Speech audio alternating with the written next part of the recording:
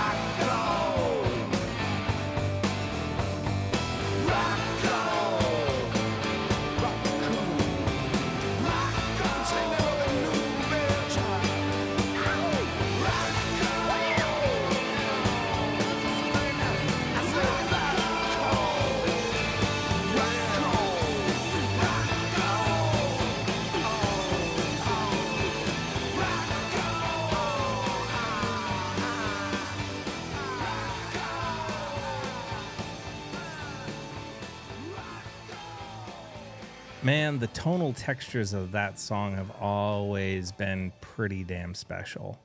I mean, it's a very unique use of a Leslie speaker in the recording studio. You really didn't hear Leslie's used like that on guitars. In a lot of ways, I mean, you heard Leslie's used on guitars and bluesy stuff like, Stevie Ray Vaughan tracks and other songs, but you didn't hear it like that. Normally a Leslie is considered a speaker used for an organ, very synonymous with the Hammond B3 and other Hammond organs. But you never really heard it pumping a high gain guitar tone through it. It's kind of the counter opposite to what John Lord did with a Marshall amplifier when he plugged his keyboards into a Marshall amp. Something completely out of the normal. Normally, the Marshall amplifiers, they're guitar amplifiers, some bass amplifiers, but usually guitar amplifiers. Then John Lord took his organ, pumped it through a Marshall amplifier, and created that classic Deep Purple tone. Well, Eddie, in this particular instance, took his guitars and he pumped it through a Leslie and got that really unique rhythm guitar tone that I honestly can't think of anybody who really tried doing that after Eddie. It's almost like it's a sound that is Eddie's and Eddie's alone. If you can think of a song that Eddie or that somebody else did with a Leslie like that, I'm not talking about Stevie Ray Vaughan. I'm not talking about Warren Haynes or Derek Trucks or anybody in the sort of bluesy guitar sense. I'm talking about specifically a hard rock band like Van Halen pumping a high gain guitar tone through a Leslie. I can't think of one off the top of my head right at the moment. Anyway, here's the last song on Women and Children First in a simple rhyme.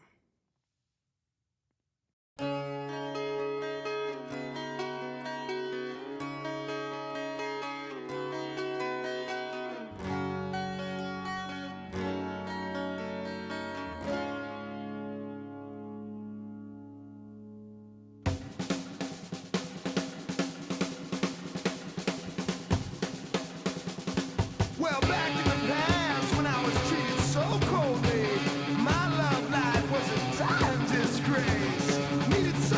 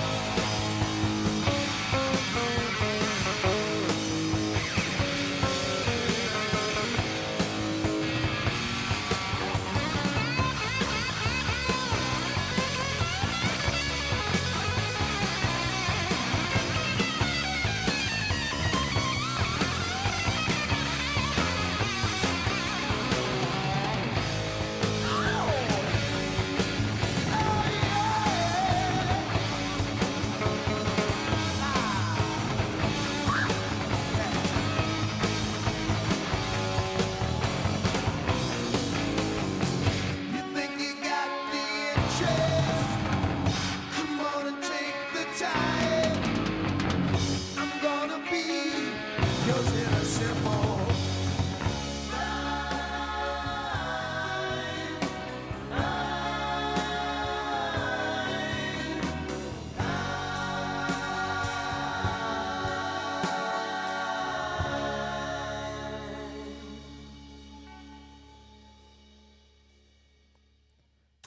Incredible tune. Incredible tune. There's something in there that I want to point out to you all. Now, over the years, and honestly, since I started this channel specifically, I have been talking about how wonderful a musician Michael Anthony is. Now, he does not get the recognition that he deserves as a great bass player. He's considered, the odd man out when you talk about the legends that are the members of Van Halen. Yet, I've maintained pretty much most of, if not all of my life, that Michael Anthony was the perfect bass player for Van Halen because he knew when not to play and when to play. And what I mean by that is you've got a bombastic guitar player like Eddie Van Halen, absolute genius, innovator, unique guitar styling personality. You've got a phenomenal drummer who played with Eddie from childhood in his brother Alex, who could play right alongside. And honestly, that's a big reason why Alex has, besides some health concerns, has not wanted to play since Eddie passed away. It's like he's only ever played with Eddie. And so how could he ever possibly feel comfortable playing with another guitar player? Totally understandable. David Lee Roth and Sammy Hagar obviously get spotlighted because they were the lead vocalists. They were in front of the band, they did what they did, and again, they were perfect for their eras of the band.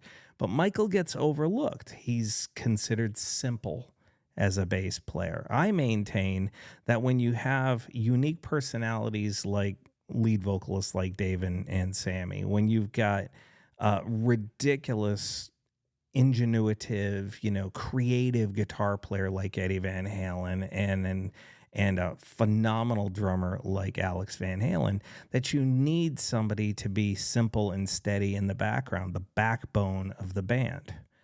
And so he doesn't take the opportunities to flourish the bass parts like other bass players like Billy Sheehan and Les Claypool might have. And in a way that adds to the cohesiveness of the band because you have that foundational root in the background of the song. In the middle of this song, you hear Michael stretch a little bit during the harmony parts, right in the dead center middle. Listen if you can. And this goes into the guitar solo too. So if you can close your ears off to Eddie's incredible musicianship and just focus specifically on Michael, you hear some really, really special bass playing.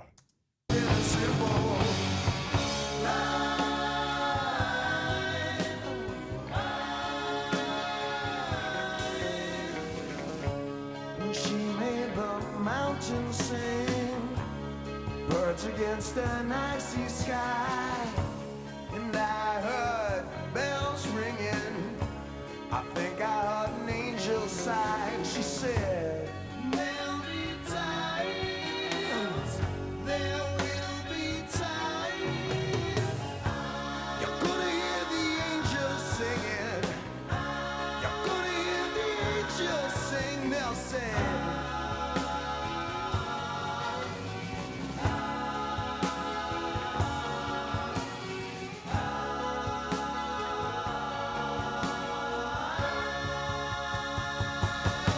Before we move on to the guitar solo, I want to go back and play that section one more time because once again, Michael's vocal capability shines through here too. Now, obviously, they probably went back into the recording studio and overdubbed the harmonies. That would not be outside the norm. Generally, in the early days of Van Halen, they played live in the studio and then vocals were overdubbed after the guide track was put down. They go back in and sing their 3-part harmonies. They do everything beautifully in the studio. So I'm absolutely sure that in the recording studio they overdub these vocals. But the two factors that Michael is phenomenal at is obviously he is the primary backing vocalist for Van Halen. He had that voice. He sang the harmonies. He's beautiful at doing that. But again, listen to those flourished bass notes. Then we're going to continue on through the guitar solo, and I want you to pay attention, if you can, to what Michael is doing behind Eddie. It's really, really, really very special. So one more time, back to the beginning of that middle section. We're going to take it through the end of the guitar solo.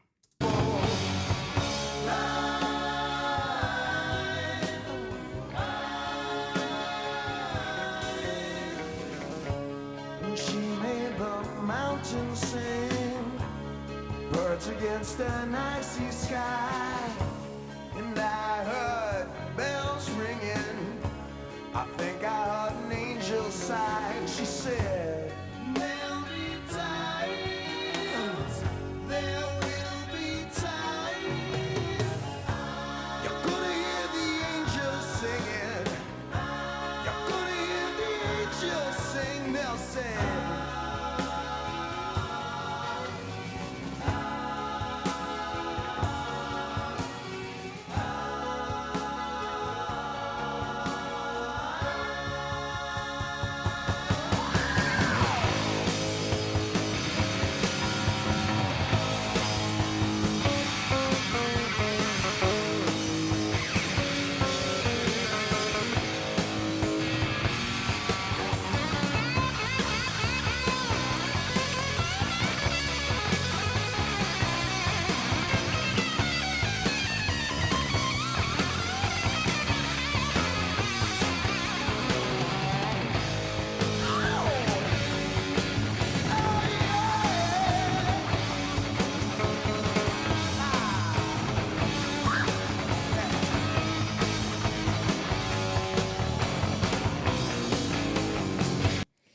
Again, go back and listen to it as many times as you can to start hearing what Michael is doing. Go back and listen to the entire early catalog, especially the early catalog of Van Halen, and listen to the little tiny nuggets of bass genius that Michael throws in there.